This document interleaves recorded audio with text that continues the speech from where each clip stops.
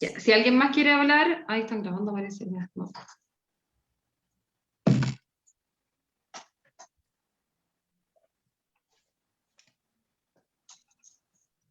Súper, ¿estamos? Ya. Bueno, buenas tardes a todas y a todos. Es un honor y una alegría darles la bienvenida a esta instancia especial preparada por la Universidad O'Higgins. Esta instancia consiste en una presentación y una donación de una colección de libros titulada Libros prohibidos y destruidos en dictadura, 1973-1989. ¿Sí? Dicha colección de libros de ediciones originales fue recuperada en el marco del proyecto de investigación Destrucción y censura de libros en Chile, su influencia en la representación social del libro y en políticas de fomento lector, 1973-1989, rescate y puesta en valor de ediciones prohibidas como acción de recuperación de la memoria histórica. Esta investigación fue llevada a cabo por José Miguel Moral Bravo, quien hoy día está presente con nosotros. Él es el responsable de la investigación. José es trabajador social, titulado de la Universidad de Concepción, cuenta con amplia experiencia en programas sociales en el ámbito público y privado, y también participó en esta investigación Miguel Ramos Rojas, hoy día no contamos con su presencia. Él es sociólogo titulado de la Universidad de la República, con experiencia en intervención comunitaria en diversas comunidades e investigaciones relacionadas con instituciones informales en política. Quiero comentarles que esta instancia, bueno, nosotros nos sentimos muy honrados de haber sido receptores de esta donación importante, de esta colección, pero no es casualidad, nuestra universidad y en particular nosotros, la Dirección de Extensión de la Universidad O'Higgins, nos encontramos desarrollando una línea de trabajo relacionada con la memoria y los derechos humanos. Por lo tanto, hemos desarrollado, por ejemplo, hemos venido desarrollando en el tiempo conferencias, conversatorios, programas académicos, concursos relacionados con estas temáticas. Por ejemplo, entre ellos contamos con un convenio con el Museo de la Memoria y los Derechos Humanos, con el cual también seguiremos desarrollando este año importantes iniciativas. Así que no es casualidad también que estemos hoy día hablando sobre estas temáticas. Hoy día también contamos con la presencia, y le damos las gracias también a Paula Iturra, quien también ella y su familia realizaron una importante donación de una colección de revistas, también censuradas y publicadas durante la dictadura militar chilena. Así que también, Paula, te damos una cordial bienvenida. Bueno, y sin más, quisiera darle la palabra a José. Él nos va a contar cómo fue este trabajo de recolección de libros. Es el fruto de un proyecto, ¿cierto? Él nos va a contar más detalles. Y también de la investigación que se desarrolló en torno a este trabajo. Y bueno, después de la presentación, primero me gustaría darle la palabra a Paula para que nos cuente, antes de que José nos hable más extensamente del proyecto. Paula, quisiera darte un tiempo a ti especial para que nos cuentes también cómo fue, digamos, la idea de donarnos también a la universidad la colección de revistas. Así que Paula, te doy la palabra. Gracias. Bueno, primero decir que estoy muy emocionada. Bueno, en general hablar de la memoria y encontrarse con gente afín no es tan obvio, y redoblo la sensación de que era el lugar adecuado para alojar estas revistas, justamente. Y bueno, qué bueno conocer a José y esta idea de lo destruido y lo que no se destruye, ¿no? En ese sentido, bueno, nos parecía, literalmente abrimos el baúl de la memoria, habíamos guardado por muchos años, atesorado las revistas que nos permitían seguir vivos de alguna manera. los que vivimos en dictadura vivíamos con miedo, pero al mismo tiempo resistíamos. Y me parece que justamente la escritura es un modo de resistencia. Y ahora me parece también importante que esas revistas rescatan la historia de la memoria que cuesta tanto que salga a la luz. Por lo tanto, me parece que esta idea de abrir el baúl y entregarlo, hacerlo circular, ponerlo a la luz, lo oscuro, también es un acto de revalorización de la memoria hoy, porque nuestra idea no era atesorar algo, ¿no? Ni tampoco botarlo. Me parece importante que los restos estén vivos, no para enterrarlos. Hay restos que están vivos. Y hacerlos vivir y circular, ni más ni menos que en una universidad pública. Tampoco es un detalle dónde y con quiénes. Nos parecía tan importante porque uno corría peligro guardando lo prohibido. Pero al mismo tiempo nos parecía, bueno, yo de chica me acuerdo la quema de libros, ¿no? Entonces, atesorar no como una joya para vanagloriarse, sino que nos parecía que algún momento iba a llegar para hacerlo circular, volver a hacerlo circular. Porque las revistas decían lo que no se podía decir. Por eso decía que nos mantenía vivos, porque eran momentos muy desquiciantes. Eran momentos de mucha oscuridad, pero nos daba luz la escritura. Había otros con quienes conversar, otros con quienes resistir. Y me parece ahora que a más de 30 años que circulen y estén a disposición del público en una universidad pública, que se vuelvan a leer, a investigar, nos parece que nos da esperanza de que la memoria sigue viva. Porque a veces se dice, no, pero van a seguir hablando de la dictadura. Todavía no se habla. Hay que ir a mirar, hay que ir a volver a mirar, porque algo está encriptado, está encapsulado, y lo vemos hoy, ¿no? No por nada el estallido. Hay algo de ese malestar que sigue vivo. Así que agradecer, emocionadísima, la buena recepción, que esto se cuide, porque la memoria hay que cuidarla, no para que quede en un museo, sino que nos parecía que una biblioteca permite la circulación y que muchos y muchas vuelvan a leer. Así que muchas gracias. Muchas gracias, Paula, a ti y a tu familia, en nombre de la Universidad O'Higgins, por esta importante donación. Yo estuve, bueno, para contarle al resto, Paula realizó la donación hace muy poquito tiempo también, así que coincidieron estas dos donaciones, así que todavía no hemos tenido tiempo de revisar todo el material, pero hay realmente títulos muy importantes, revistas como la revista Hoy, u otras que aparecieron en dictadura, que realmente relatan sucesos, hitos de nuestra historia que no debemos olvidar. Quiero comentarles que las dos donaciones, las dos colecciones van a estar disponibles a público. Como tú bien decías, Paula, esto es para digamos, no solamente para el público regional, sino que para el público en general que quiera venir a visitarnos a la Universidad del Campus Rancagua.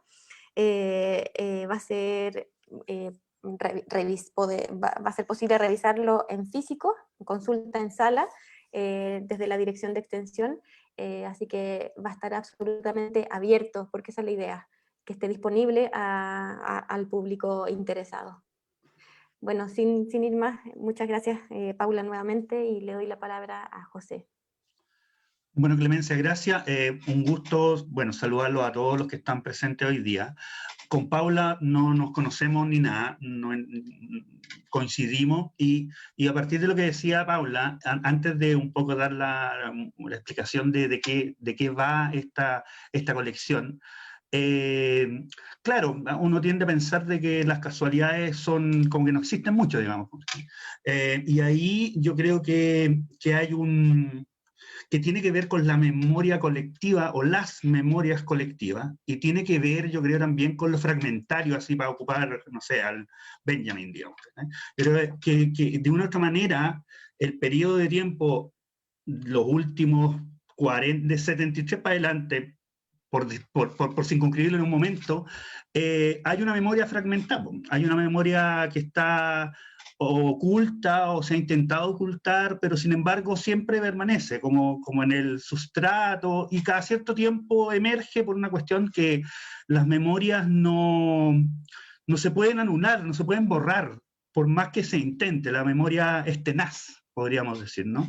Y ahí me hace mucho sentido un poco la donación de la Paula. Evidentemente se agradece, porque además la memoria es un ejercicio que se hace a posterior, digamos. No se hace exactamente cuando pasan las cosas. Uno después rememora y va un poco dándole el significado que hechos, acciones, eventos, cosas han tenido. Y yo creo que hay una pega bien ardua, que yo creo que quizá incluso generacionalmente un poco a uno nos ha tocado, y que tiene que ver con esta recuperación de las memorias colectivas más que históricas. Las memorias es un elemento siempre en disputa, ¿no? Y ahí yo quería partir un poco lo que quería señalar, como te digo, saludando y estando bien contento de la entrega de esta donación en el marco de la investigación a la Universidad de O'Higgins, que tampoco es casualidad, digamos. Voy a tratar de explicar ahí por qué la Universidad de O'Higgins, por qué en regiones, digamos. Y saludar un poco la iniciativa de Paula. Yo creo que a mí me pone bien contento, debido a que esta entrega de la colección de libros prohibidos o destruidos en dictadura se enmarca dentro de una investigación que ha sido bastante más amplia que solo el rescate de estas ediciones prohibidas, ¿no? Y que fue financiada por el Fondo Nacional de Fomento del Libro y la Lectura del Ministerio de Cultura en el año 2019, la convocatoria del año 2019. Entonces, corresponde, bueno, saludar bien formalmente a Clemencia González Tuga, directora de extensión de la Universidad de O'Higgins, y también saludar a la Ceremi, la región de O'Higgins, Lucía Muñoz Sandoval, y a las personas con las cuales nosotros nos hemos relacionado durante... Originalmente era un año de investigación, con toda esta historia de la pandemia, se alargó otro año más, digamos. Entonces saludar a Delia Pessoa, que es la encargada de los fondos concursables, a Javier Parrao y a Bernardita Faúndez, que son las personas con las cuales nosotros nos relacionamos, ¿no?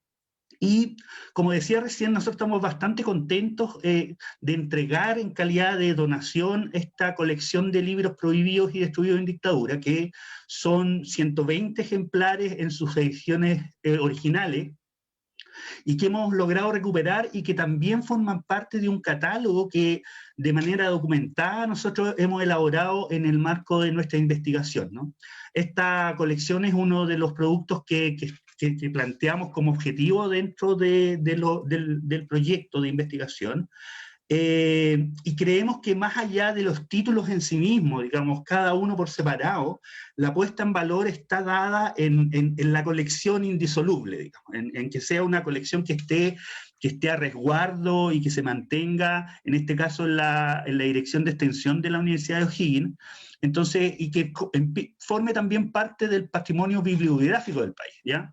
Es una colección modesta, son 120 ejemplares, la idea es que en el tiempo también se vaya ampliando y se vaya aumentando, pero al menos ya partimos de un acervo que está presente y que existe en físico, ¿no? Y cada uno de estos libros está marcado con un ex libris que nosotros elaboramos especialmente, ¿no? Y les decía que no era casualidad el tema de la donación a la Universidad de O'Higgins, y que tiene que ver, de nuevo, casualmente, entre comillas, con lo que se señalaba recién, que a nosotros nos interesa mucho relevar el tema de que la investigación, sea el tema que sea, particularmente la investigación en torno a las memorias colectivas o la memoria histórica, sí se puede hacer desde regiones, digamos, ¿ya? Entonces ahí hay un elemento que a nosotros nos interesa destacar. Y lo otro, claro, precisamente nos parecía interesante entregar esta donación a la Universidad de O'Higgins, que es una universidad de reciente creación y especialmente al ser una universidad pública, ¿no? En el marco de la importancia que nosotros le asignamos a la educación pública, gratuita y de calidad, ¿no? Esta investigación en general surge intentando responder interrogantes en relación a todo el proceso de prohibiciones, censura y destrucciones de libros en este periodo específico entre 1973 y 1989, es decir, la dictadura cívico-militar, la última dictadura cívico-militar en Chile. En una lógica de poder explorar y sacar a la luz cuáles son las causas más profundas que motivaron estos hechos de destrucción del libro, por qué se destruyeron estos libros, y de qué manera y qué procedimientos se utilizaron para ejecutar estos actos, digamos. Y en paralelo, porque como decía, la investigación sobre memorias colectivas se hace desde el presente, digamos, hay una mirada hacia atrás, de nuevo acordándome del Walter Benjamin, uno mira hacia atrás el pasado, como el ángel de Benjamin, y ver de qué manera estos eventos o estas políticas desde el Estado han influido en la representación social del libro y por ende en los hábitos lectores de las personas del país, de los habitantes del país y de las políticas públicas relacionadas con el tema, digamos, ¿no? Entonces nuestra hipótesis principal originalmente señalaba que la destrucción, prohibición y censura de los libros en Chile durante este periodo fue una política planificada, fue sistemática, fue centralizada y con objetivos bien definidos, enunciados precisamente, digamos, y llevada a la práctica durante varios años. De hecho, el último evento de destrucción de libros documentados se hizo ya finalizando la dictadura a fines del año 1986. Es decir, tampoco fue un aspecto que solo haya pasado al inicio de la dictadura en esta lógica como de guerra que se instaló, sino que se realizó durante toda la dictadura. Y esto finalmente ocasionó un cambio en la representación del libro desde una mirada, quizás, por decirlo gráficamente, positiva o valorada, a una representación social donde el libro pasaba a ser sospechoso y peligroso, ya sea por los contenidos o sea también por tener determinadas ediciones y determinados títulos en las casas o donde fuera, ¿no? Entonces esto, al final, ¿de qué manera nosotros intentamos abocarnos a este tema? Básicamente, bueno, revisando extensa literatura que existe en Chile, o sea, en el mundo, no así en Chile, y realizamos entrevistas a informantes claves relacionados con el mundo del libro, en esta cadena o red de actores que están presentes en el mundo del libro, es decir, editoriales, impresores, autores, libreros, bibliotecas y lectores también. Recuperar estos relatos de manera crítica también, recopilar y analizar documentación oficial que pudimos buscar y que pudimos encontrar, pega que es bastante difícil, ya trataré de explicar por qué, y a la vez hicimos un análisis de contenido de prensa, de noticias en relación al tema que salieron en diarios de circulación nacional o regional, digamos. De esta manera tratamos de que la investigación tuviera un alcance nacional, ya que finalmente nos concentramos en las regiones de Valparaíso para sacar esta información, en la región del Biobío, la metropolitana, y también de O'Higgins, ¿no? Finalmente, además de la investigación en sí, nosotros logramos constituir un catálogo de libros prohibidos o destruidos durante la dictadura, que es un poco más grande de la colección que estamos entregando, porque efectivamente algunos libros no los pudimos encontrar, digamos, todavía, vamos a seguir buscándolo. Entendiendo que el libro también, además de la historia que cuenta el libro en su texto, puede contar una historia propia, a partir de lo que le pasó o lo que le pasó a los que eran dueños de estos libros, ¿no? Entonces miramos ahí al libro como una huella o un indicio documental o como un testigo sobreviviente casi que como si tuviera vida, ¿no? Y este catálogo nosotros logramos recopilar un catálogo documentado, es decir, no están ahí porque nos parece que podría haber sido destruido o prohibido, sino que tenemos los antecedentes que lo corroboran, y es un catálogo de 220 títulos aproximadamente, ¿no? Ahora, para no extenderme mucho, dentro de las conclusiones que pudimos alcanzar en la investigación, yo quería destacar que finalmente el libro puede considerarse como un objeto, ¿verdad? Un objeto que es leído por alguien, que tiene un texto y que adquiere su sentido cuando este libro es leído, digamos. También es un bien económico que se vende o se comparte. al mismo tiempo es un bien cultural que transmite y difunde pensamientos, ideas, fantasía, imaginación, pero también y especialmente es una práctica social y cultural que se concretiza a través de la lectura individual o colectiva. Y es eso lo que para nosotros implica que el libro y lo impreso en general, incluimos ahí las revistas, un poco para hacer el nexo, es lo que va conformando estas memorias colectivas de determinados grupos, ¿no? Entonces, este proceso de destrucción, de prohibición y de censura abarcó muchas modalidades, desde allanamientos, requisas masivas, destrucciones, quemas públicas o quemas privadas, abarcó a varios actores de la sociedad, instituciones educativas, bibliotecas públicas, sindicatos, partidos políticos, y que de manera global, además de la destrucción del objeto propiamente tal, había un mensaje simbólico de violencia simbólica que era el amedrentamiento y el terror que se enmarcaba dentro de esta lógica o esta política de terrorismo de Estado que se implantó, donde los libros fueron destruidos de distintas maneras.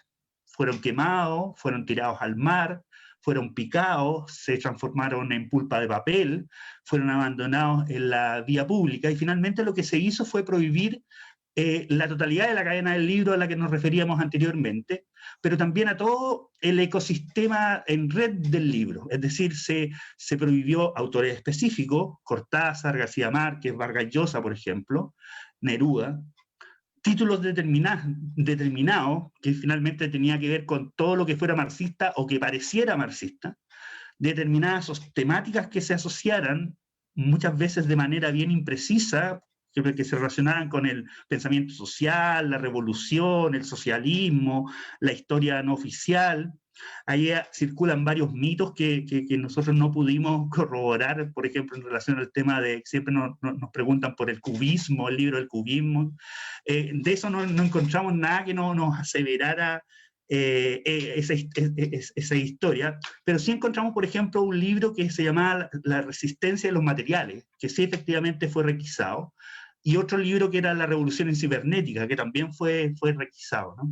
Es decir, era como bien indeterminado las temáticas y casi como por tincado por el título, muchas veces se destruían estos libros. Muchas veces se destruyeron bibliotecas privadas o de determinadas personas. Cabe destacar aquí el caso de, por ejemplo, la Casa La Chascona en Neruda, donde se destruyó toda su biblioteca, o en Concepción el caso de la biblioteca del profesor Alejandro Víctor, y editoriales completas. Emblemático el caso de Quimantú, la soviética editorial Progreso, la colección 70 de Grijalvo, cualquier editorial que dijera Cuba iba a ser inmediatamente requisada y destruida. También se requisaron libros en comercios autorizados. Casos emblemáticos para nosotros es la librería La Pérgola del Libro acá en Viña, la librería Martín Fierro en Santiago, bibliotecas públicas como la Biblioteca Nacional, la biblioteca de Benjamín Vicuña Maquena en Viña también, y ni hablar de las bibliotecas de instituciones educativas, ¿no? Las universidades. Hay una historia que tenemos por ahí en relación a una requisa que se hizo en el Liceo de Coronel.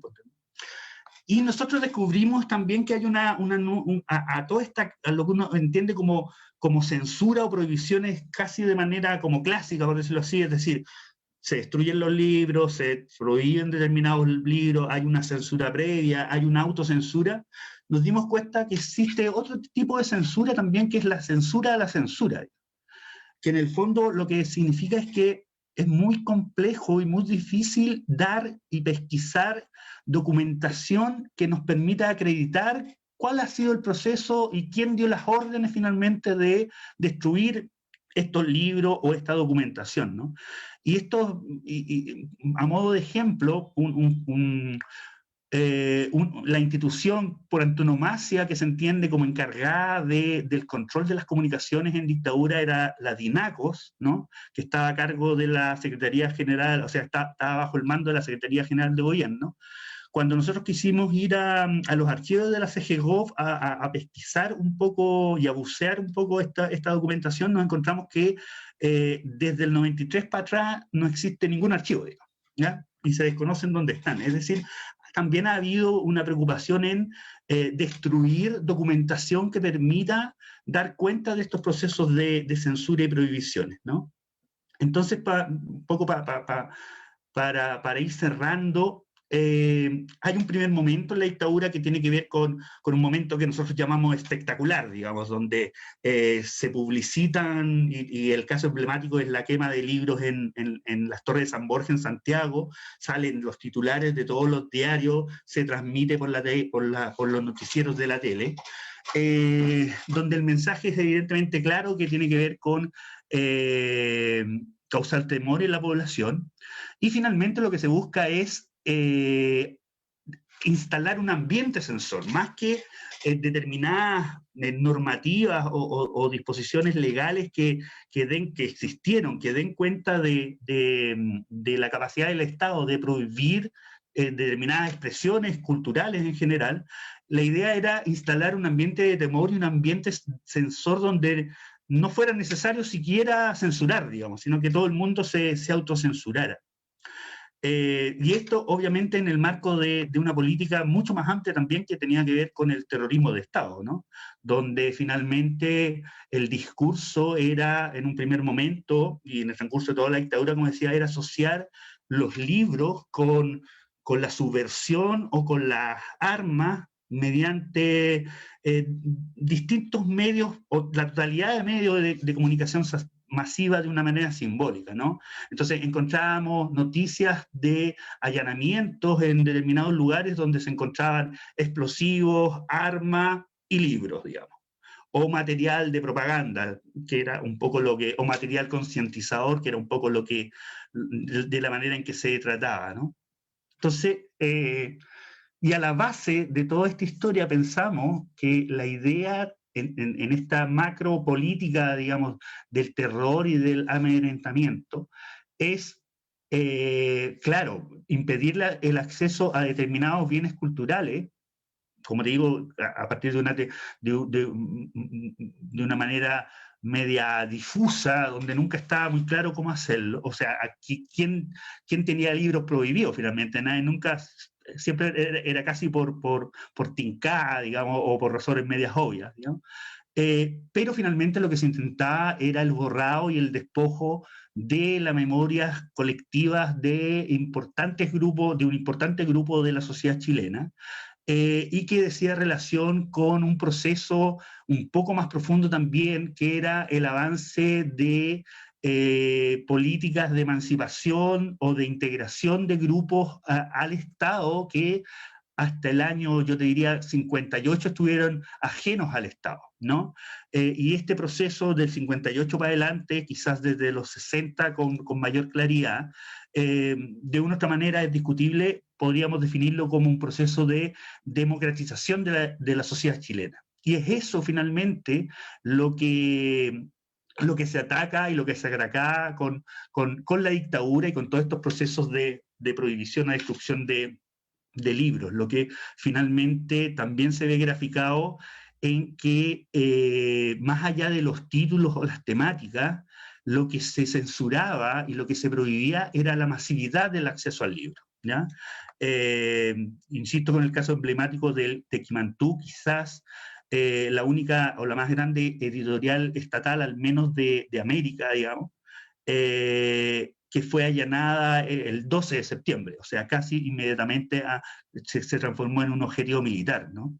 Y ahí hago el nexo final, digamos, que esta prohibición a la masividad del acceso al libro tiene que ver con considerar al libro, la lectura, y el acceso de las personas a los libros desde una perspectiva de derechos humanos de segunda generación, y que está íntimamente relacionada con la democratización del país, digamos, y la participación de las personas en las tomas de decisiones, ¿no?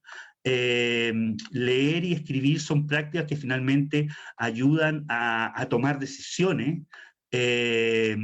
y ayudan finalmente decimos nosotros que uno lee para conocer, pero uno lee también para decidir, ¿no?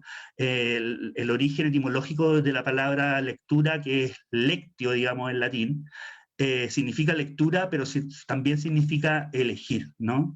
Entonces, lo que decimos es que, para finalizar, es que la destrucción y prohibición del libro, a partir de este enfoque de derechos humanos y sociales, en Chile, a partir del año 73, nos revela que es un hecho histórico concreto, pero también una operación política a gran escala, que manifestaba dos objetivos básicos, digamos. Uno bélico, que era humillar públicamente a los vencidos, quitarle el derecho a la lectura, a la reflexión y a la memoria, y a las memorias colectivas, pero también buscaba transformar el pensamiento cultural y crítico en un elemento que era prohibido y riesgoso, ¿no? El miedo a los libros y a la lectura, en tanto un derecho humano, así sea de segunda generación, es también un miedo a la democracia y en definitiva es un miedo a la libertad, ¿no?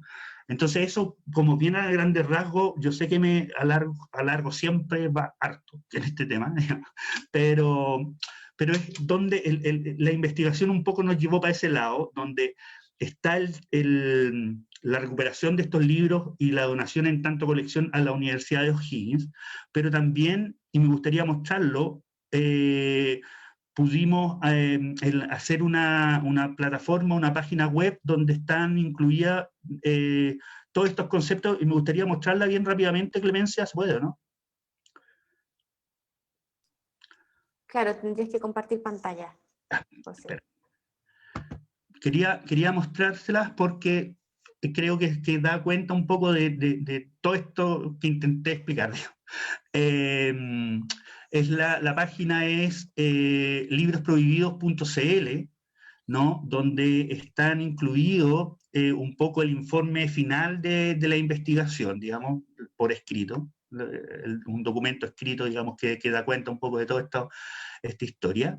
Está el catálogo, ¿no? Y está también las fuentes que nosotros, o parte de las fuentes que nosotros ocupamos, ya sea en documentación que pudimos encontrar, documentación oficial, y también los recortes de prensa, o parte de los recortes de prensa, ¿no? Les voy a mostrar el catálogo, son, como les decía, 220 títulos, así que voy a mostrar la primera página. Está en la tapa, ¿verdad? Pero al mismo tiempo están, si ustedes pinchan en cualquiera, en este, por ejemplo, si funciona, está el detalle de la edición, ¿verdad? Este es un discurso de Allende, digamos, lo tiré medio al azar. Los detalles de la edición y también el por qué está incluido en este catálogo, digamos. Como les decía, no es gratuito, sería re fácil meter a todo Quimantú, digamos, para empezar. Entonces ahí señalamos los más emblemáticos o los que nos parecían con una historia un poco más que da cuenta más claramente de este proceso de prohibición y censura. Y tenemos acá una muestra también de artículos de prensa que nosotros ocupamos como para hacer el análisis de qué manera el discurso formal y oficial iba para este lado, digamos. Una pega bastante detallada y ardua, estuvimos encerrados en algunas bibliotecas durante harto tiempo, digamos. ¿Ya? Entonces creo, y también un poco, si se pincha aquí, está el detalle de la fecha, el diario donde apareció esta noticia, y un pequeño fragmento de por qué lo estamos incluyendo aquí, o un poco el análisis que nosotros hacemos de estos documentos de prensa, ¿ya?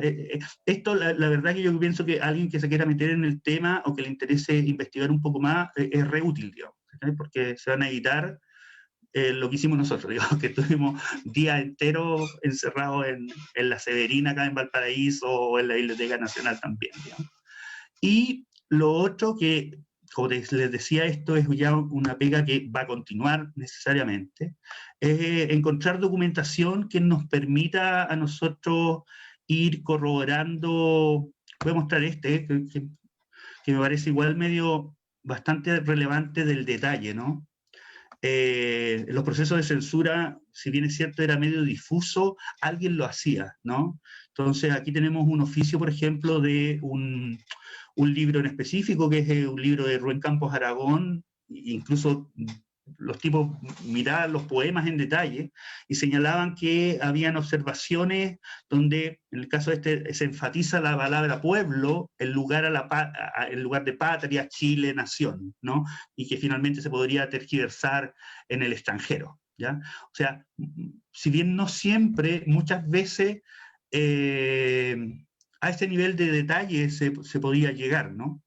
Y quería mostrar otro documento que también me parece bien novedoso, por decirlo así, que es el que nos, quizás la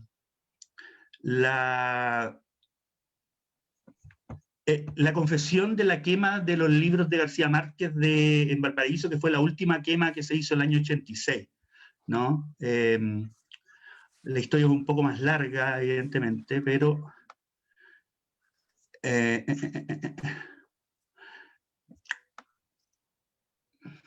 déjame ver si lo pillo, que pensé para... Sí. Quizás un paréntesis, José, si me permite. Sí, sí, sí. Un pequeño paréntesis, yo recién hablaba con Miguel Litín y le contaba sobre este proyecto tuyo. Y bueno, me comentaba que este libro fue, como tú mismo mencionabas, fue quemado en Valparaíso. Él me decía de 50.000 ejemplares quemados en Valparaíso, por ejemplo. Sí. Sí, y aquí está, bueno, en la historia es mucho más grande. Nosotros entrevistamos a Arturo Navarro, que fue quien trajo los libros que era el representante de Oveja Negra en Chile, que Oveja Negra es la editorial que en ese tiempo era dueño García Márquez de la editorial, digamos, ¿no? Y ahí un poco en la historia nos comentaba Arturo Navarro que había casi una pelea a nivel personal entre Pinochet y García Márquez, digamos, había una historia como casi privada entre ellos, y este es uno de los documentos que nosotros, donde finalmente señalan que estos libros efectivamente fueron incinerados, y aquí aparece la aventura de Miguel Litín clandestina en Chile, y venía en el cargamento, en el container, otro libro de Petkov, que fue candidato a la presidencia en Venezuela, y que agarró como de rebote, y también los quemaron, digamos, ¿no? Que es el proceso a la izquierda, ¿no? Entonces aquí está de los pocos documentos que dan cuenta efectivamente de quién dio la orden, la fecha, qué sé yo, ¿ya? No existen muchos, nosotros logramos recabar un solo documento donde aparezca un listado así de claro de libros prohibidos o libros que finalmente fueron destruidos, que es un documento que se generó en la Universidad de Chile originalmente, digamos, ¿no? Entonces, pero bueno, entonces yo les quería mostrar esta página en el fondo para que yo creo que veo bastante buena, ¿ya? Donde en el fondo podemos recabar como harta información. Efectivamente la información hay mucha más, es difícil de sistematizarla, hubo que concentrarla en este informe final, quedó harta historia y harto paño que cortar, es un tema que abre caminos bien insospechados, digamos, es un tema bien profundo porque abarca, claro, el tema de la lectura, del libro, la cultura, pero también la política y también el tema de las memorias colectivas, como les decía, ¿no? Y eso lo queremos completar acá, en el tiempo, para que esta página no sea solo de referencia. Vamos a empezar a subir aquí en esta parte que le pusimos casos testigos, un poco todas estas historias que han surgido, digamos. Cada proceso, cada libro prohibido tiene una historia propia, digamos, y es lo que nosotros queremos relevar en términos del libro como un testigo sobreviviente, más allá del tema o lo que el texto o el autor decía, ¿no? Hay una interpretación que se hace ahí del objeto libro, pero también hay una interpretación que hoy día se puede hacer a partir de lo que le pasó al libro y lo que le pasó a los dueños del libro, ¿no? Esta, lamentablemente, no lamentablemente, pero nosotros queríamos originalmente desenterrar el libro, no resultó posible hacerlo. Sí se ha hecho en Argentina, y esta foto es de un proyecto que se hizo en Argentina hace un tiempo atrás que se llama la Biblioteca Roja, en que mediante metodología arqueológica, ¿no? Con arqueólogos, lograron rescatar y desenterrar libros, y este es uno de esos libros que en Argentina se logró destacar, y yo creo que es bien simbólico, ¿no? Está el libro amarradito, embalado en plástico, y está, para volver al principio de lo que hablábamos un poco con Paula, está el fragmento, ¿no? Está el fragmento y es un indicio y es un fragmento y es una ruina, pero que finalmente nos permite encontrar la historia que hay detrás de esa ruina y detrás de ese fragmento, que quizá es lo que como sociedad hoy día también nos convoca, digamos, ¿no? Y la situación en que nos encontramos hoy a nivel desde la revuelta y con el tema de la pandemia, yo creo que el llamado y un poco lo que estamos todos los que tratamos de mirar la sociedad, para bien o para mal, digamos, es encontrar los fragmentos y volver a encontrarnos desde los fragmentos y desde las ruinas, digamos, ¿no? Entonces, eso, Clemencia, o la gente que nos está escuchando, voy a dejar de compartir, y insistir en que estamos súper contentos de que esta colección quede bajo el resguardo de la Universidad de O'Higgins. Ojalá continuemos en contactos y podamos inventar algo para ampliarla o para poder continuar difundiéndola. Pero eso, así que agradeciendo un poco el espacio, espero no haber sido tan latero como habitualmente soy, pero me interesaba un poco señalar esto, ¿no? Gracias. Muchas gracias, José. Para nada latero, al contrario. Yo me quedo con esta inquietud, ¿cierto?, de tantos desafíos que siempre abre una nueva investigación, siempre abre nuevas puertas, nuevas vías de investigación.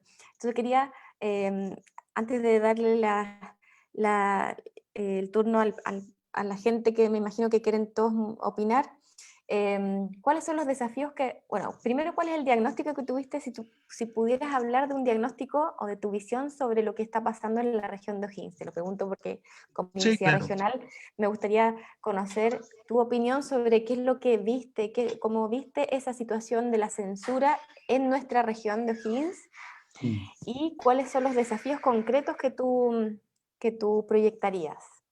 Mira. Bueno, primero, antes de que me gustaría comentar que tu sitio web va a ser linkeado a nuestro sitio de extensión. Por lo tanto, desde ahí también vamos a seguir en un trabajo colaborativo con esta investigación, con José.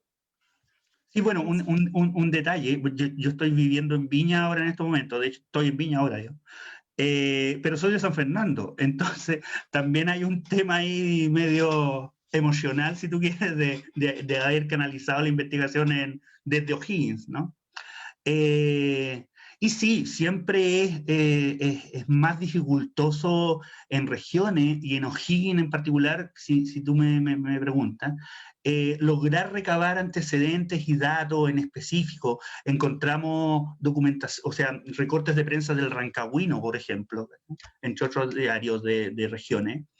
Y el discurso es más o menos lo mismo, o sea, da la impresión de que era todo bien concertado, a lo mejor no con órdenes directas o tan específicas, tienen que decir esto, pero se va creando, como lo que decía yo, un ambiente sensor donde se empieza a transmitir el tema y ahí un poco el vínculo con las representaciones sociales que empezaron a conformarse, donde nosotros hablábamos con un entrevistado de Anquilpué que nos decía que cuando existían los libros de Quimantú, se hablaba, andaba todo el mundo con un mini libro en la calle, se hablaba de los sobacos ilustrados, porque andaban siempre con el libro y de medio como talla, ¿no? Pero era como bien visto, no era nada raro, ni nerd, ni nada.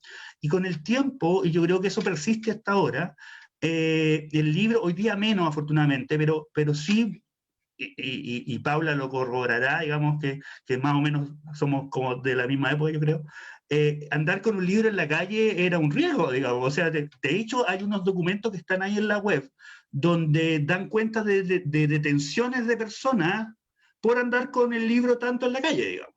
Así de ridículo y de grave puede llegar a ser, digamos. Es decir, de un bien valorado socialmente, que era bueno, a lo mejor te decía, soy medio intelectualoide, en el peor de los casos, después era peligroso, digamos, era sospechoso al menos, ¿no? Y que también obedecía a una cuestión más amplia, que era el control, el disciplinamiento social, donde era mal visto andar con libros, pero también andar con el pelo largo, o andar con barba, o andar con minifalda. Y todo eso, todo ese discurso se transmitía, que hoy día, si yo le digo a alguien de 15 años, 18 años, que lea esas notas de prensa, es como bien ridículo en realidad. Sin embargo, existió y el objetivo final era esto, fragmentar a la sociedad, que viera una memoria borrada o despojada de grandes grupos independientes de la posición política, pero grandes grupos de personas de la sociedad fueran despojadas de esta memoria, cosa de tener carta blanca para instalar un modelo, ¿no?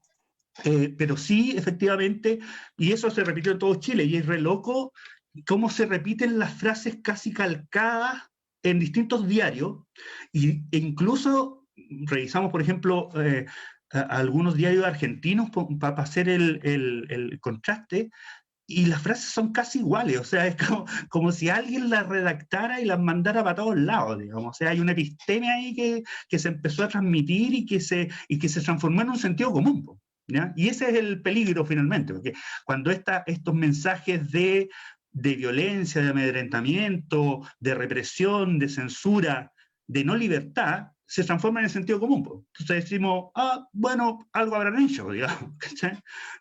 Como en eso se traduce finalmente.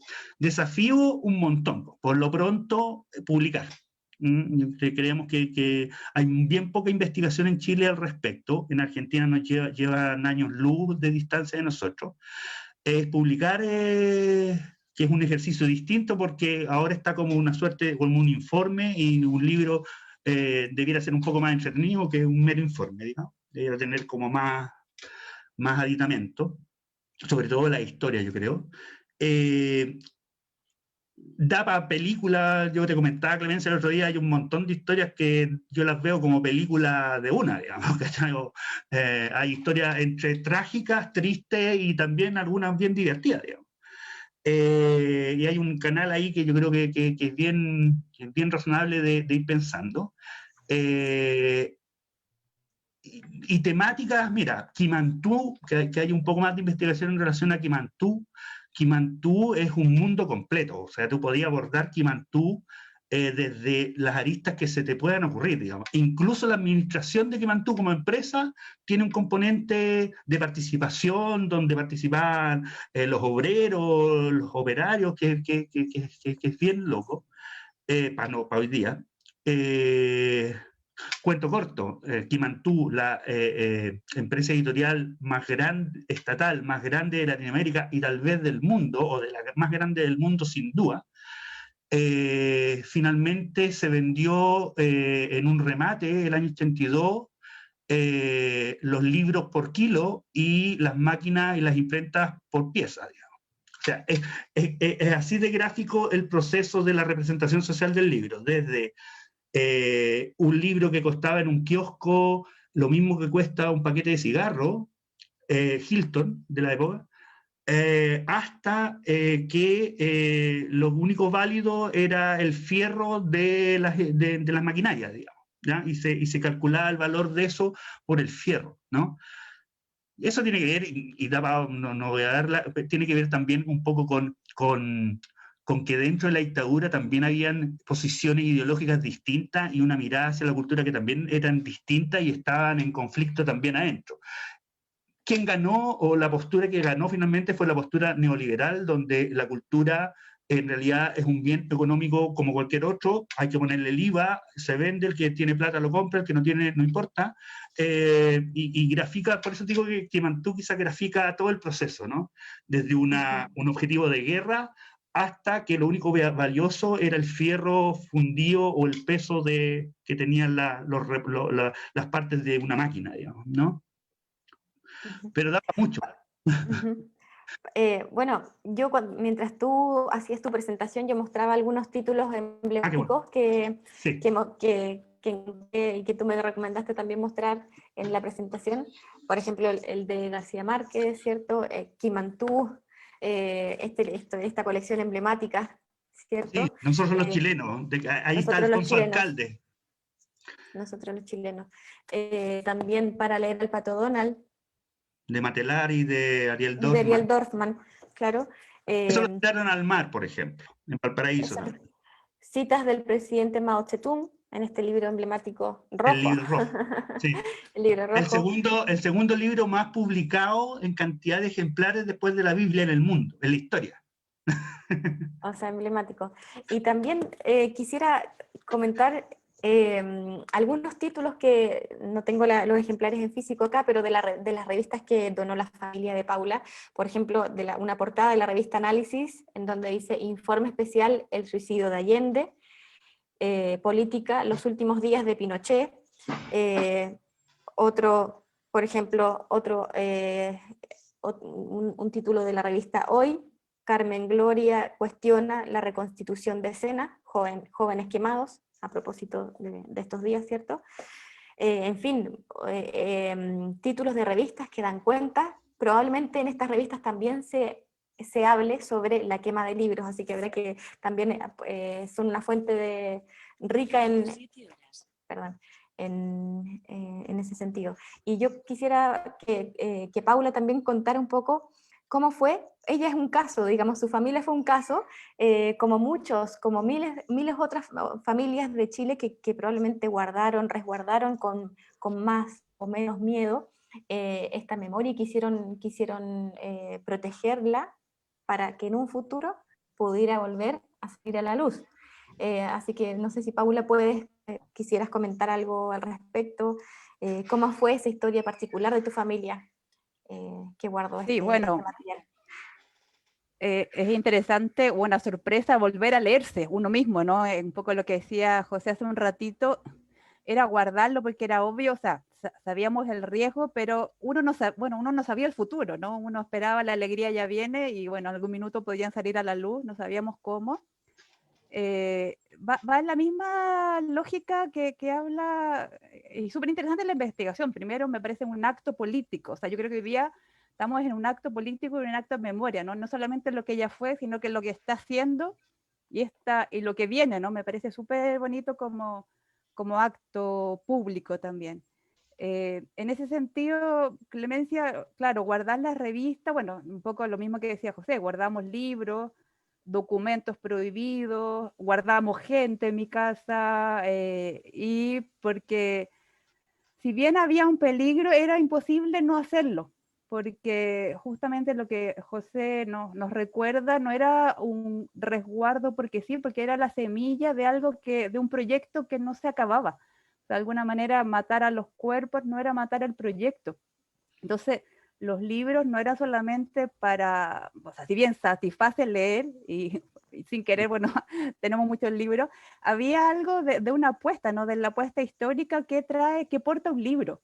Un libro también es una transmisión de valores, de cultura, abre la cabeza y, bueno, me hace mucho sentido lo que decía José de que el libro te hace libre, valga la redundancia, uno puede jugar con el libro y la libertad, ¿no? Uno va leyendo y se va leyendo y va abriendo la cabeza, ¿no? Cuando uno abre un libro, uno se abre también en el libro.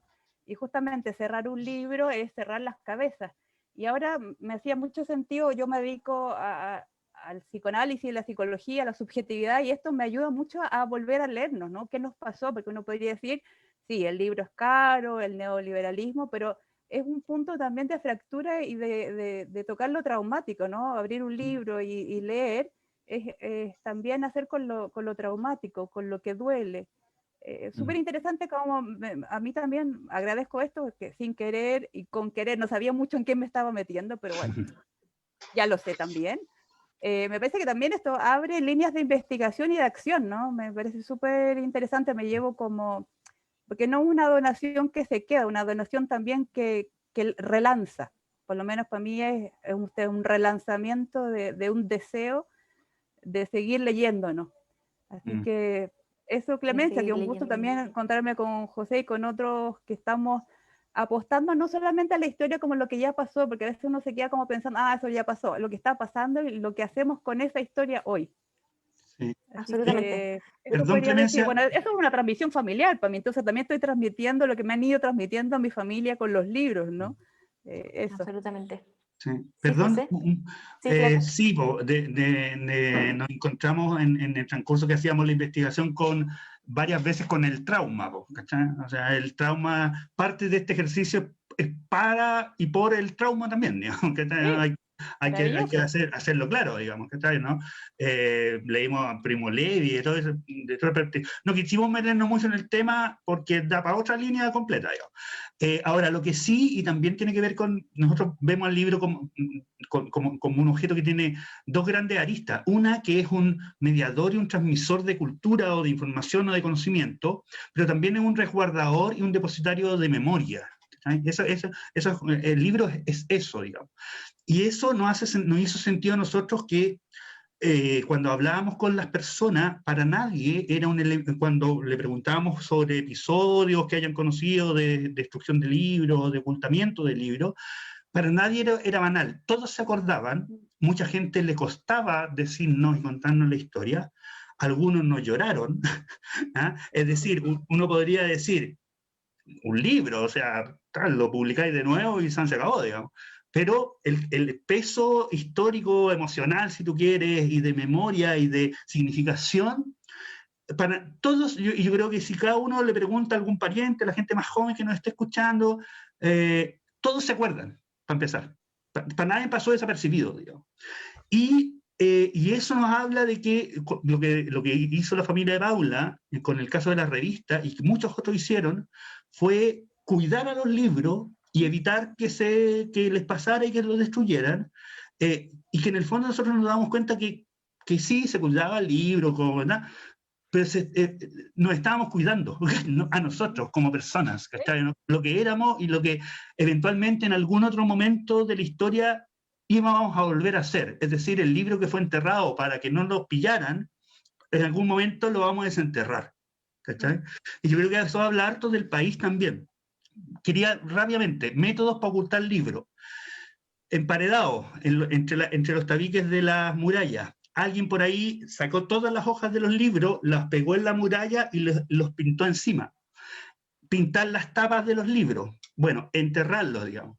Es decir, y la gente cuando ya no podía esconderlo y lo destruía, los quemó, lo abandonó en las calles, los licuó, los picaban y los metían en una juguera y se convertían en pulpa de papel, lo que provocó que se taparon varias cañerías en algunas poblaciones, por lo menos acá en Viña.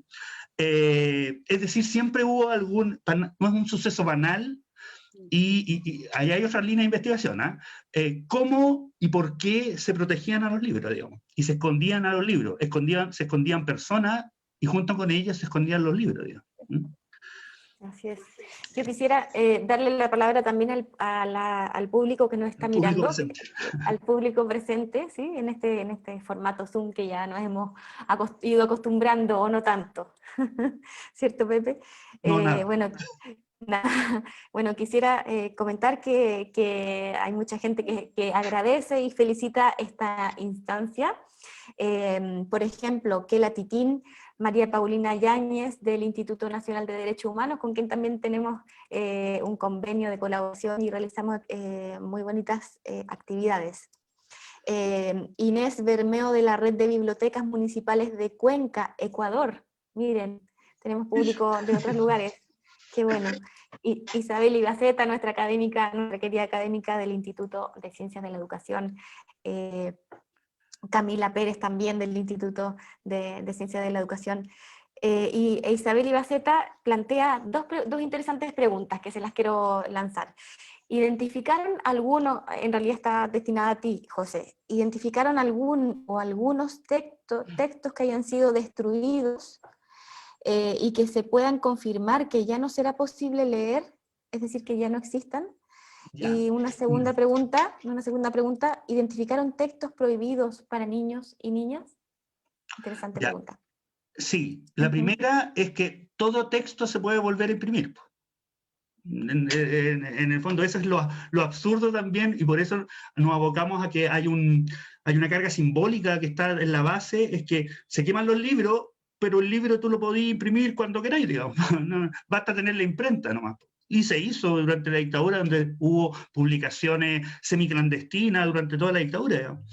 Pero sí, claro, yo me acuerdo enseguida de un libro que lo seguiré buscando, digamos, pero es muy probable que no exista porque está a punto de salir desde Quimantú, precisamente, la fecha del allanamiento a Quimantú, que fue el 12 de septiembre, Canción de Gesta de Neruda, digamos, ¿ya? O sea, el que tenga Canción de Gesta de Neruda, editado por Quimantú, guárdelo y véndalo súper caro porque básicamente no hay. Por ahí pensamos que algún antiguo funcionario de Quimantú puede haber quedado con alguno de esas ediciones, pero no los encontramos. ¿Está?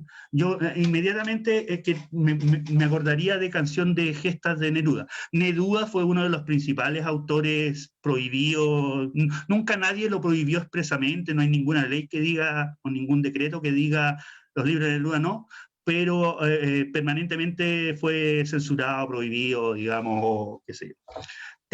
Canción de Gesta yo creo que es uno de los libros y me da la impresión de que no ha sido reeditado en Chile. Hay unas ediciones cubanas por ahí, que de hecho en el catálogo puse la tapa de una edición cubana, pero en Chile no está. Canción de Gesta se refiere precisamente a la Revolución Cubana.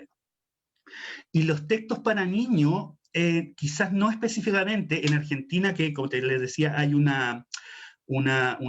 trabajo que se ha desarrollado con mucha mayor profundidad y con muchos mayores recursos que en Chile. Hay un listado por ahí donde se censura un libro para niños por exceso de imaginación. Y lo dice así de claro, digamos, exceso de imaginación. No me recuerdo el autor en este momento. Pero también de Quimantú se censuró, o sea, como todo Quimantú se prohibió todo, digamos, entre comillas, en la colección Cuncuna. La colección Cuncuna era el libro, ahí está el Negrito Sambo, que es como me parece que fue el primer libro que era especialmente dirigido a niños y niñas. Yo me iría por ese lado dentro de los libros prohibidos para niños y niñas, digamos. Toda la colección Cuncuna que vamos a volver a repetir el nombre, que a los 19 años el Arturo Navarro era formaba parte del equipo asesor de esa, no sé si fue el director de esa colección que era destinada al público infantil, ¿no? Ahora, ¿por qué aparece siempre Quimantú?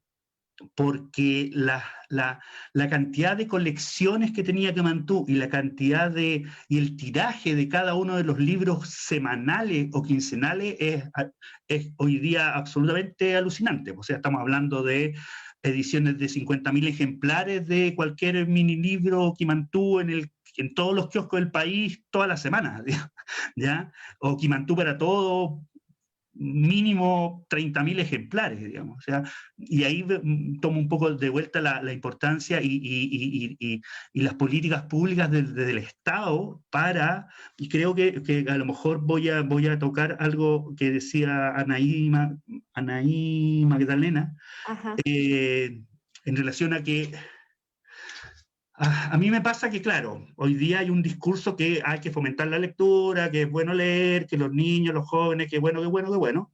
Nadie te podría decir lo contrario, digamos. Hoy día nadie te diría, no, leer es súper malo, ojalá que no lea nadie, digamos. Pero las políticas públicas destinadas al fomento lector, en tanto no tengan un peso específico, quizás no como Quimantú, que como te digo es monstruosa la cantidad de tiraje, y que sea permanente en el tiempo, son saludos a la bandera nomás, ¿cachai? ¿No? O sea, finalmente, cuando tú quieres que la masividad, por eso decíamos nosotros que lo que se ataca al final de esos finales, digamos, es la masividad del libro, ¿ya? Al Estado, quien detenta el poder del Estado, parece ser que no le conviene mucho que el libro sea un bien de acceso más bien fácil, digamos, ¿ya? Ojalá sea lo más elitista y lo más pituco y que estemos hablando siempre de ediciones con cubiertas de cuero y cantos dorados, pero el libro en los kioscos a un precio razonable, sin IVA, parece ser que no hay mucho interés, digamos. ¿Mm?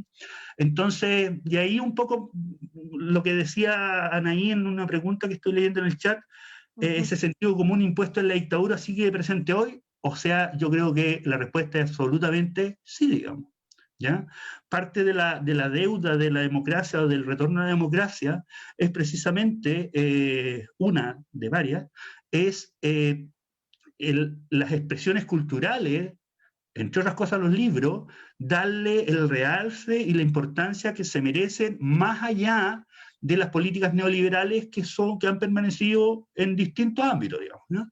Para las políticas neoliberales el libro es un bien de consumo, está bien que así sea, el Estado no tiene nada que meterse porque no le corresponde, y se transa en el mercado como cualquier otro bien, ¿ya? Y por eso tiene IVA, o sea, no es casual que tú puedes decir el 20% o el 19% de IVA tampoco es tan relevante en términos del precio final de un libro, ¿vale? Son 2 lucas al final para un libro que vale, qué sé, 10.000 pesos. Pero el símbolo es que finalmente el que manda, digamos. O sea, si le quito el IVA al libro, van a aparecer, y lo han dicho ministros de Economía de la Concertación y de ahora también, si le quito el IVA al libro, van a aparecer 18 instancias que me van a pedir también quitarle el IVA a determinados productos o bienes, digamos, ¿no? Entonces yo creo que ahí hay un debe del Estado que, siendo pesimista, creo que el Estado no va a asumir como, es casi imposible ver hoy, que hoy día exista una editorial estatal, digamos, por ejemplo. ¿Está bien? Para no extenderme más, lo voy a dejar hasta aquí.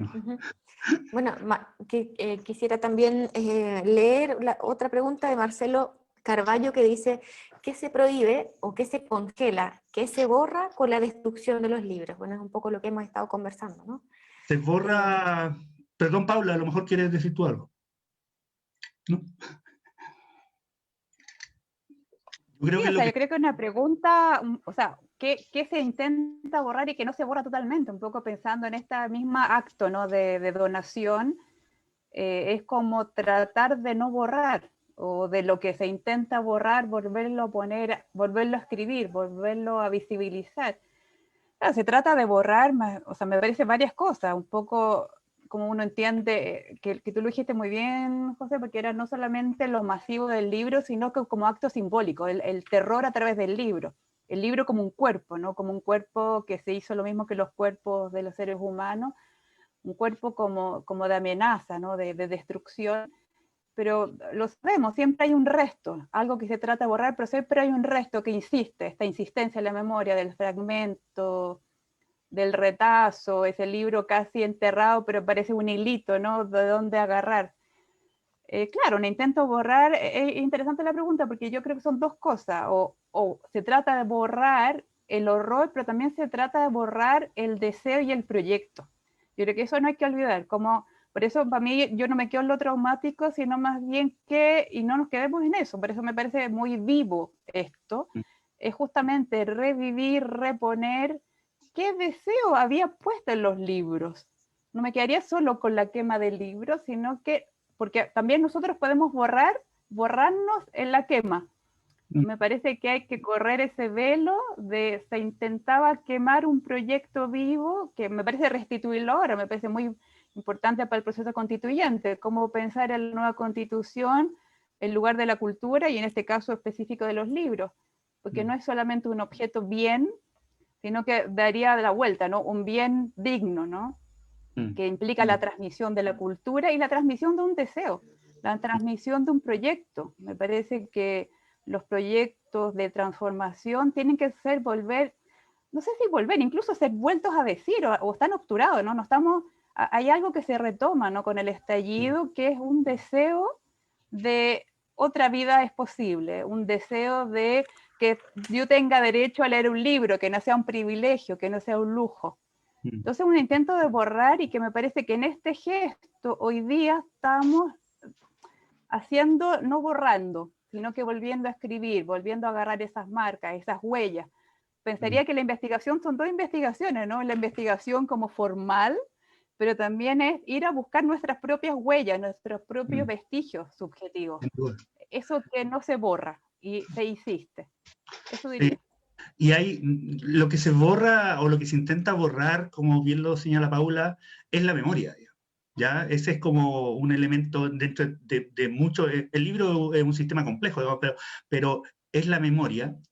Y desde una mirada media más política, quizá, lo que se intentó también fue, o lo que se ha intentado, y no solamente en la última dictadura, sino que en varias oportunidades, en varios momentos históricos, se intenta borrar un poco el proceso emancipador en general, digamos, ¿sabes?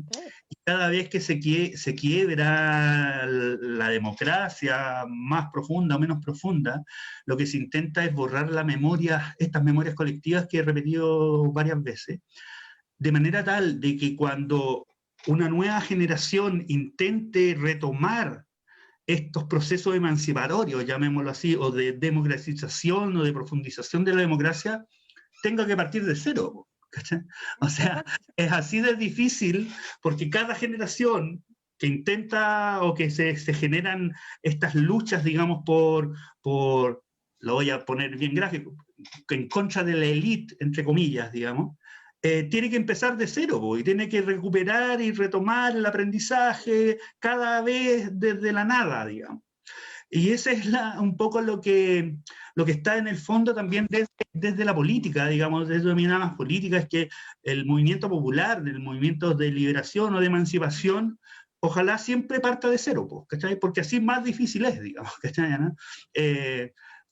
Por ejemplo, cuando llega la imprenta a Chile, en pleno proceso de independencia de Chile, llegó un poquito antes, pero oficialmente llega el año 1811, las personas que estaban en este proceso independentista de la colonia en Chile hablaban de la máquina de la felicidad, es decir, se le atribuía a la imprenta características incluso medio mágicas en que llegaba la imprenta y eso implicaba que todo el mundo iba a leer y que serían... La verdad es que nunca fue tan así, digamos, pero se le llamó la máquina de la felicidad, o sea, desde una mirada de la ilustración, ¿no? Pero es el poder de los libros y de lo impreso en general. Ahí hay una impronta, y yo creo que es re bonita la manera en que ellos definían esta historia de que por fin llegaba a Chile, que llegó, imagínate, 4 siglos después, digamos. Sí, claro, 4 siglos después, casi 4 siglos después de que se inventó la imprenta, recién llega a Chile. Entonces es bien bonito eso de la máquina de la felicidad, digamos, ¿ya? Medio iluso, si tú me preguntas a mí, pero creo que es bien, grafica un poco el poder que incluso quienes lo atacan le asignan al libro, ¿ya? Se suponen que quemando el libro ya no hay problema, digamos, o sea, se quemó el libro, ya nadie lo leyó, ya murió. Y eso es raro, porque es mentira, porque tú lo puedes publicar de nuevo, digamos, ¿no? Pero hablábamos también que podríamos leer, ¿cierto? El impuesto al libro como la actual censura, el actual modo de censura o mecanismo de censura. Bueno, y donar estos libros y donar las revistas es un acto de resistencia. Me pregunto yo, ¿qué podría aportar esta conversación o estos actos de resistencia actuales al nuevo proceso constituyente? ¿En qué podría iluminar? ¿Qué podríamos decir? Bueno, porque también ha habido, ¿cierto? Actos de censura, por ejemplo, en borrar, repintar y volver a pintar los muros que han sido rayados con consignas que tienen que ver con las demandas actuales, ¿cierto? También estamos viviendo censura de alguna manera, o de manera importante el día de hoy. O sea, son sucesos, son acciones violentas que siguen ocurriendo. ¿Qué podríamos decir ante esa situación, ante las censuras actuales? Yo creo que parece que lo dije en algún momento mientras daba la tera perorata hace un rato, es que la mejor censura es la que no es necesaria, ¿ya? Cuando el miedo está instalado, cuando el sentido común nos dice que hay cosas que son más válidas que otras, cuando determinado discurso es aceptable y por ende otros discursos son inaceptables, y le sumamos a eso que el libro, por ejemplo, o cualquier expresión cultural o bien cultural es un bien de consumo y es caro, no es necesario mucho la censura, digamos. Si un libro es caro, lo comprarán quienes tengan la plata para hacerlo y por ende se desaparece el problema, digamos. Pero, y es ahí donde vuelvo al tema de la recuperación de la democracia en los debe, ¿no? Que no es que no se les haya dicho a quienes tomaron el poder a partir del 91, no es que no lo supieran, hay gente que está... Mira, nosotros conversamos con algunas personas que estuvieron directamente involucradas en el tema de la ley del libro, por ejemplo, estos mismos proyectos de investigación o del fondar, digamos, obedecen son re importantes y yo agradezco y no voy a renegar de aquello la importancia que tiene que nos hayan financiado a nosotros, por ejemplo, pero también hay que tener la claridad en que son temas puntuales, ¿no? Te ganáis el proyecto, pero quedan 25 que no se ganaron el proyecto, ¿cachai? Y quizás con una calidad tanto más buena que la nuestra, ¿cachai? Entonces, falta una mirada, un espectro más amplio y más a largo plazo, entendiendo que, como te digo, que la cultura es un derecho humano que tiene que ver, yo creo que ahí está la base de todo, tiene que ver con la democratización del país, digamos. Nosotros vivimos una democracia con suerte de baja intensidad, digamos. Los resabios y los deseos autoritarios, yo creo que en el último tiempo quedan más que claros. Entonces, hoy día, y brutalmente claros, digamos. Entonces, yo le atribuyo a la importancia en el proceso constituyente a la cultura, a la promoción de las distintas expresiones culturales, la masificación de las lecturas, de la música, del cine, del teatro, de todo, a evitar que la gente participe y que la democracia se profundice. Y ahí como que no me pierdo. Bueno, es rol de la universidad pública regional trabajar y profundizar en esos temas. Así que el compromiso, lo vuelvo a insistir, el compromiso de esta universidad nueva es, digamos, muy genuino. También porque, por ejemplo, acá hay un comentario de Paulina Yáñez, como les decía, del Instituto del INH nivel regional. Ella comenta, la región está al debe, y eso es verdad, o sea, hay muy poca reconocimiento de espacios en donde se produjeron violencias políticas de desaparición, entre otras. La región realmente está al debe en muchos aspectos en relación a las memorias colectivas y a los derechos humanos, así que hay mucho por hacer. Y yo creo que en términos, como en el juego de las instituciones o en las acciones de las instituciones, lo que estamos haciendo es articularnos para poder avanzar en esos aspectos que estamos muy al debe. Tú decías, Chile está al debe, ha trabajado mucho menos, por ejemplo, en relación a nuestro vecino Argentina. Pero también tenemos desigualdades en nuestro territorio nacional y la región de O'Higgins, yo diría, es lo que yo veo, es que está muy al debe en relación a otras regiones.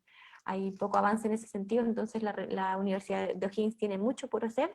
Y también, antes de cerrar, quisiera dejar abiertas las puertas a las personas que hoy día nos están viendo para presentar ideas o también donar archivos relacionados con estas temáticas, porque queremos visualizarlas, ¿cierto? Y quisiera comentar que, bueno, Camila Pérez, Víctor Fernández, Sebastián Seymour y nuestra querida Marcia López también están agradeciendo esta instancia. Será mi amigo Paula, Víctor Fernando, ¿no? sí, es él. Sí, es él.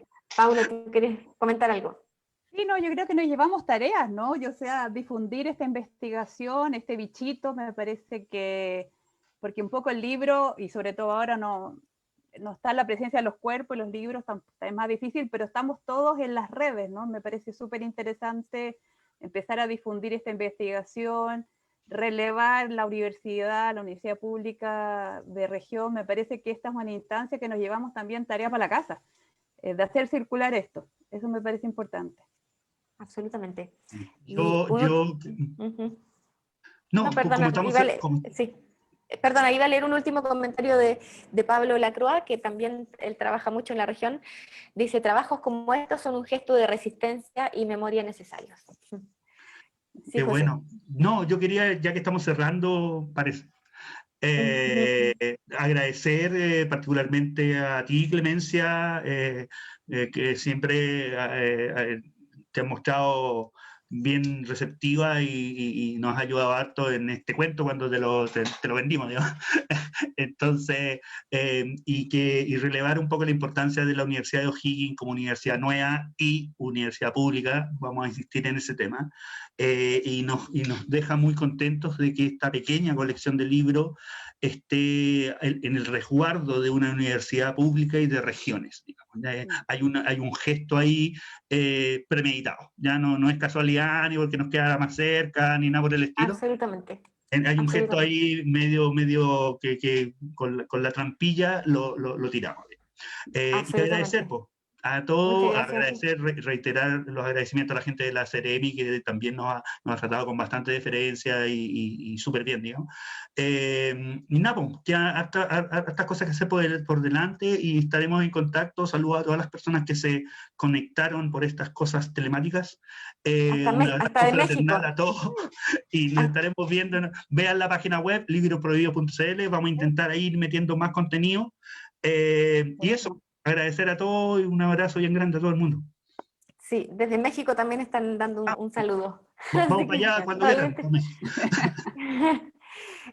Bueno, también quisiera recordar que en unos días más vamos a tener la página web del proyecto anexado al sitio web de extensión. Voy a compartir acá el enlace. Si me dan un segundito. Ahí estamos arreglando unos detallines que tiene la página, pero en general sí, ya está casi lista. En algunas semanas vamos a tener también el proyecto, la página linkeada acá, entonces vamos a, si es que alguien tiene ganas de comunicarse con nosotros, proponer alguna idea o hacer una donación de colecciones también, por favor. ¿Por qué no? Ahí les dejo la página, a ver. También la página tiene un espacio que es como de contacto, donde también nos resulta re interesante si alguien tiene alguna historia, pensando en Paula también, una historia familiar, quien nos interese, como digo, para nosotros, si bien es cierto el proyecto termina ahora, para nosotros sigue. Ya no, con plata o sin plata, nosotros vamos a seguir profundizando el tema. Queremos publicar, queremos hacer una película, queremos hacer un montón de cuestiones. No voy a ser yo el actor, claramente, pero algo. Entonces, cualquier historia o cualquier como anécdota que quieran compartir, háganlo por esa vía sin ningún problema. Excelente.